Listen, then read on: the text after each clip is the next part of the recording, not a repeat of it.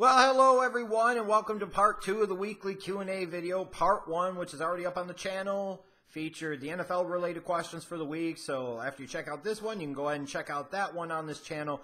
But this one's going to deal with National Basketball Association, Major League Baseball questions, some political questions, all of that. It's part 2 of the weekly Q&A. Let's go ahead and get started.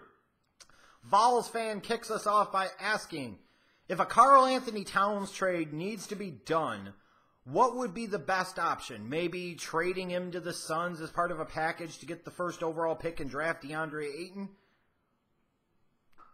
Where in the hell did this come from? Like, I know I've seen the rumors in the past couple of days. Where the hell did this come from all of a sudden?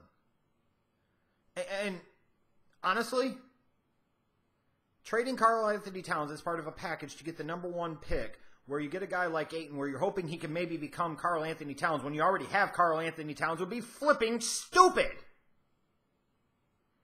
If a Karl Anthony Towns trade needs to be done, what would be the best option? Fire Tom Thibodeau. That fat, balding fuck. No, I'm tired of listening for years to these stupid-ass Bulls fans talking about how great of a damn coach he was. That dipshit couldn't figure out how much it sabotaged his stupid offense to have no shower and Joakim Noah sitting there at the top of the key trying to facilitate the offense like he had any damn skill. Bullshit. The Minnesota Timberwolves were supposed to be a top 4 or 5 team in the West this year, and it didn't happen. Why? Very simply. Injuries, chemistry, none of that shit. It's Tom Thibodeau. Overrated as bricks. And I tried to warn you, T-Wolves fans, when he got hired, be careful of what you wish for. You just might get it. These guys had to win the last game of the year over, what, the Nuggets to even get into the playoffs as a damn 8 seed? Give me a freaking break. They're supposed to have a poor man's version of a super team with Karl Anthony Towns, Andrew Wiggins, Jimmy Butler, Jeff Teague. They bring Derrick Rose back into the mix. They got some other guys on the roster, too. And the best they could do is squeaking into the Western Conference playoffs as the 8th seed on the last game of the season. And we're talking about trading Karl Anthony Towns. Doesn't sound like Karl Anthony Towns is the problem to me. It sounds like Tom Thibodeau is the problem because he is the problem because Tom Thibodeau fucking sucks. That's the best option. That's the only option.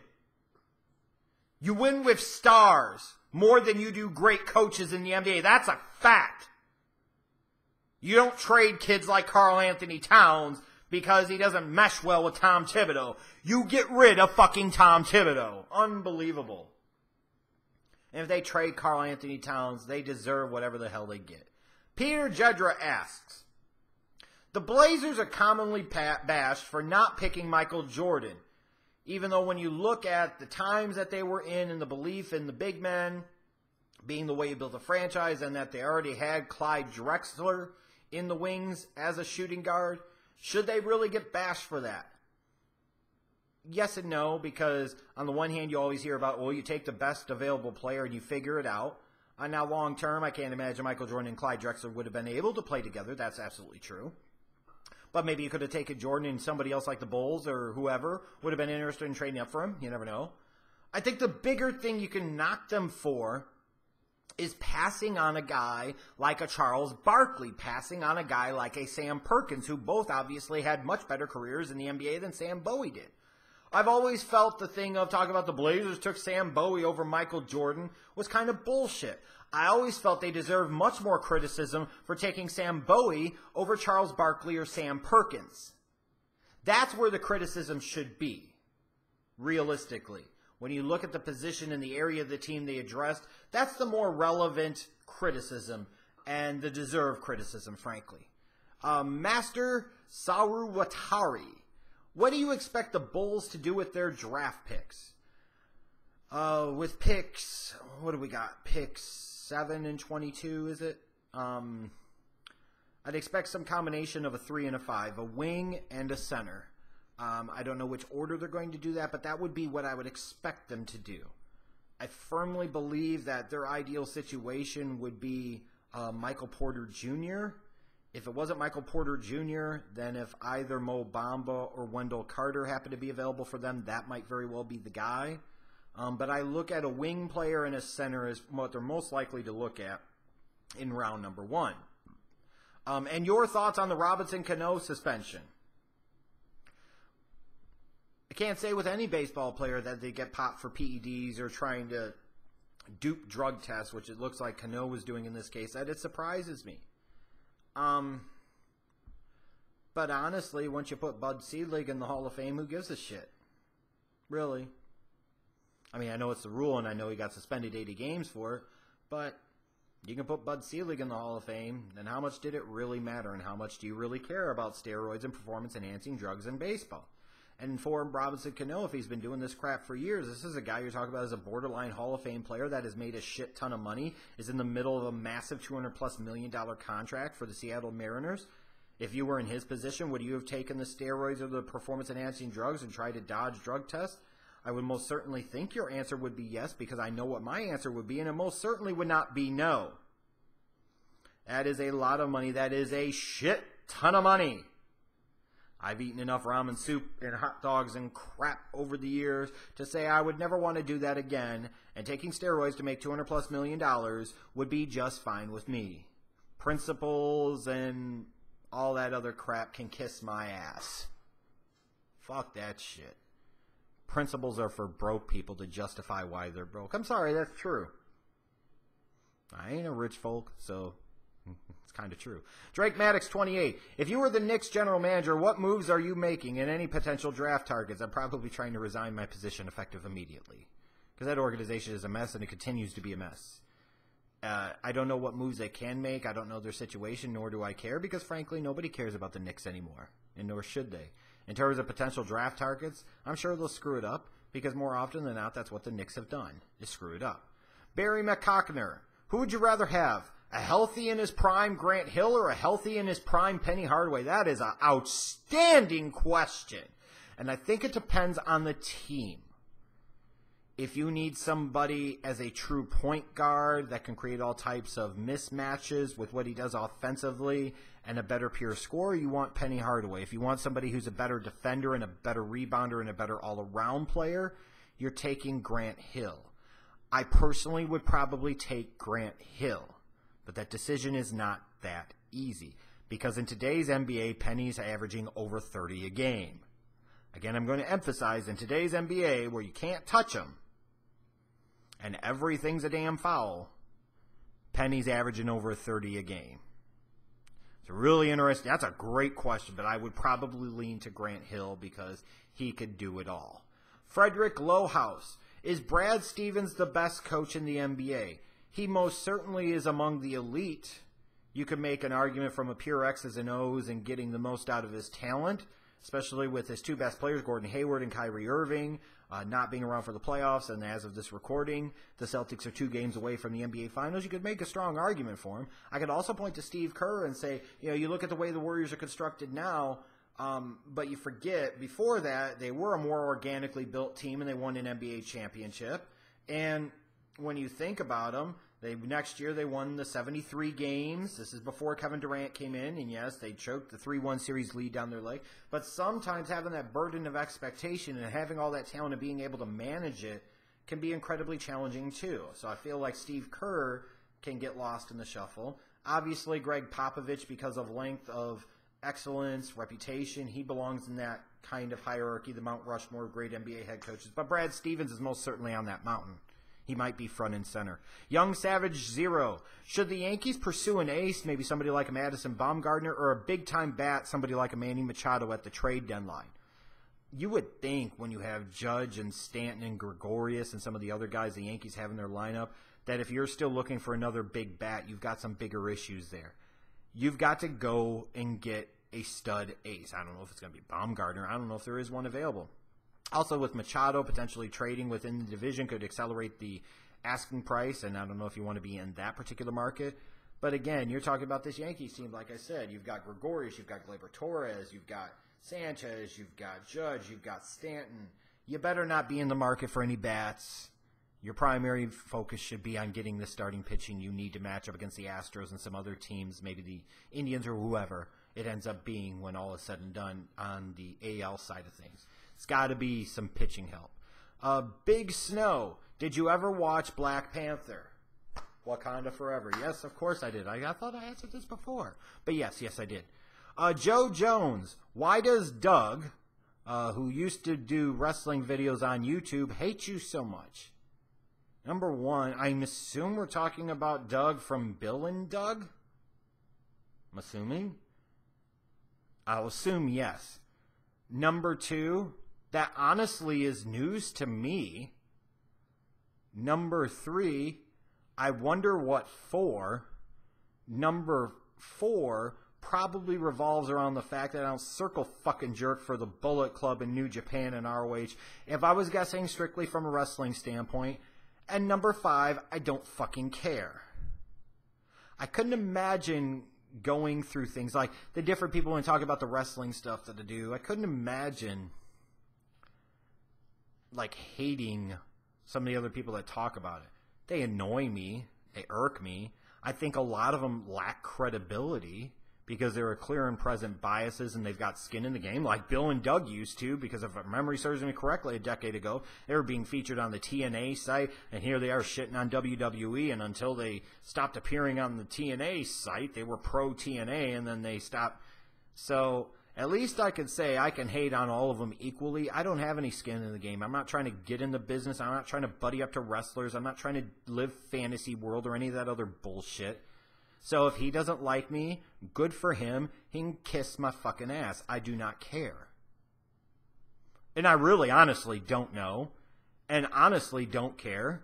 And honestly can't remember the last time he was irrelevant at all. But it is what it is. You cannot please everyone. And you know, to be fair to Bill and Doug, you know, those guys had a lot of people hate on them and shit on them over the years too. You cannot go through the world worrying about what other people think about you. You cannot worry about what other people say about you and whether they like you or not, because nobody is going to have everybody love them. That's just the way it is. You have to do what makes you comfortable, what you feel is best for you, and then people like it or they don't, and it's just fuck all. So if Doug doesn't like me, fuck him, I don't care. I just don't. Good for him. Frankly, the more people that hate you, the more you're really truly loved, and the more attention and more exposure and the more money you can make. That's a fact. Michael Gorman, does everyone generally take everything too seriously? I think that depends. And I feel like this question is longing for some proper context to be provided to it. Do we have a nature now to sit there and get very butthurt very easily about way too many damn things? Absolutely, completely agree with that. But taking things too seriously, please provide more context or specifics to the question so that way I can more effectively answer it. Sammy B, will there ever be a true answer to solve the school shooting problem? Even if you sat there and went with like the UK or Australian models for gun control, you're still dealing with people that will have guns. So it does not completely and totally solve that. I mean, the more common sense solutions would be to make sure that there are armed police officers at every school, and that's not even a guarantee to stop every single school shooting. See Parkland. But it's a step in the right direction. You don't sit there and not do it because it might fail once, but the other 90 or so times it succeeds. How about securing every entrance and exit at a school, which you could do with increased security? How about metal detectors? Seems common sense to me. The one solution is not to arm the fucking teachers. Let's take underpaid, overwhelmed people who have to deal with these sniveling shit-ass kids and arm them and expect that to go well. Like some of those other solutions seem common sense and don't revolve around taking a bunch of people's guns so that way the fucking gun crazies don't have to sit there and lose their minds. But then you're going to have the civil rights people talking more so about the civil liberties ACLU types. Oh, the metal detectors are invasion of privacy. And fuck it. You just can't do anything about it nowadays. I mean, there has to be some basic sense of security. I'm sorry, but if you've got to go through metal detectors and be searched to go to courthouses, to go on an airplane, I'm sorry, it's every bit as important that our kids, our future, are fucking protected. And if you don't like that, then stick it up your fucking ass! Because time after time after time, we have these school shootings and nothing happens. Nothing happens. So we might as well stop complaining about it until something is done about it. But the single dumbest thing I've heard is arming fucking teachers, who a lot of parents don't even like the teachers, don't even trust the teachers, don't like the education system, don't trust the education system. It's criminally underfunded, criminally underfocused. And yet you want to arm these people in rooms full of kids, especially teenagers, so that way a group of teenagers jumps the teacher, and now these fucking hormonal ass, out of control teenagers have the fucking guns? Or a teacher gets mad at a student and pops one off because you know that's fucking happening? Unbelievable.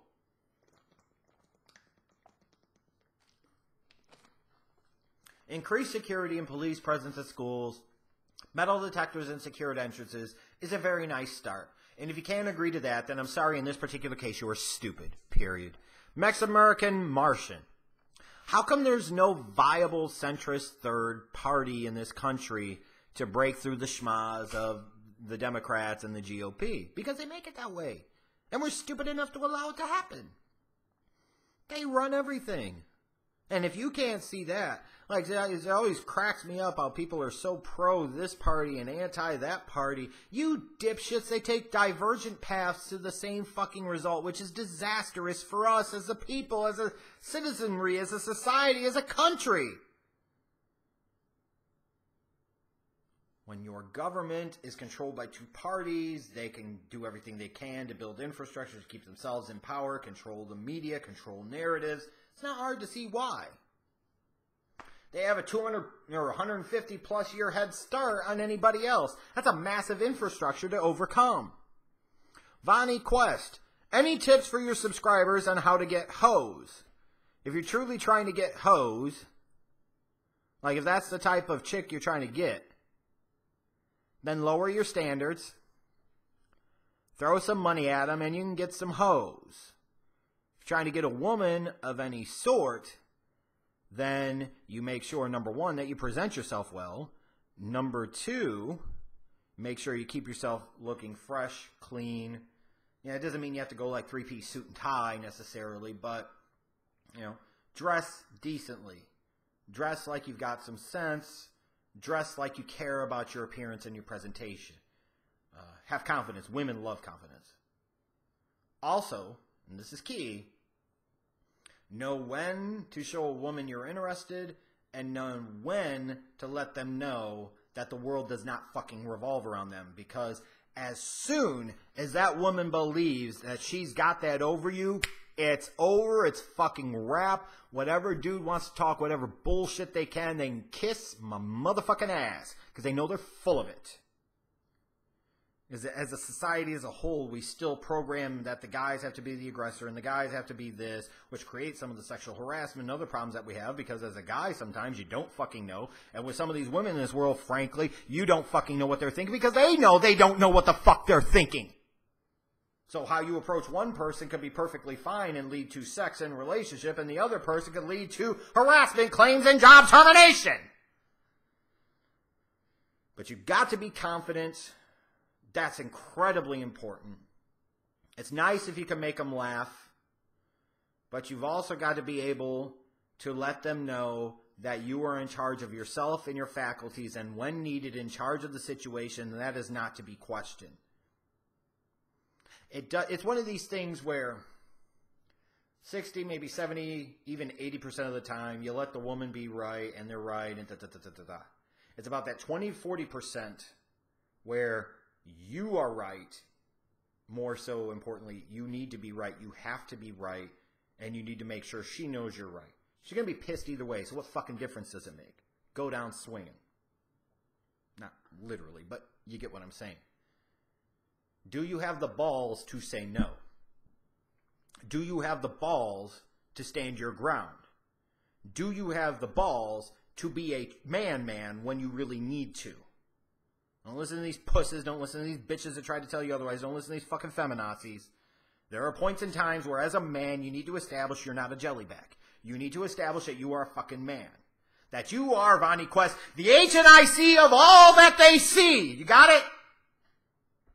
That's how you do it.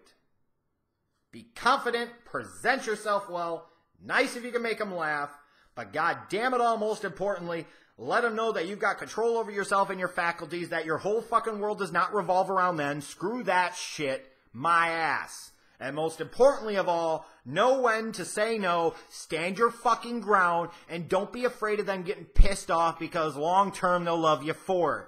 It's when you're a jellyback and you back off, and you fucking flip-flop and waver, it's when you're fucked. And not the type of fucking you're trying to get. Okay? And Voice of Logic closes us out by asking thoughts on Donald Trump's immigration package he's trying to pass.